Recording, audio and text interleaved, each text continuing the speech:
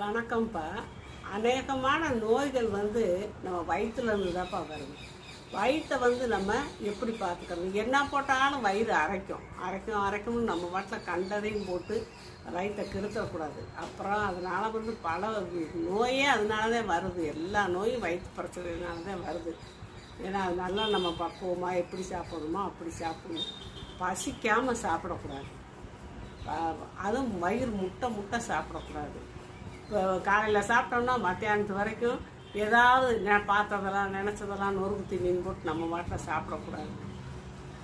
இடையில பசிச்சுன்னா நீங்கள் தண்ணி குடிக்கலாம், ஒரு சின்ன பழங்கள் சாப்பிட்டுக்கலாம், இல்லை கொஞ்சம் ஜூஸ் கூட நீங்கள் குடிச்சுக்கலாம். இப்படிலாம் இருந்துக்கலாம்.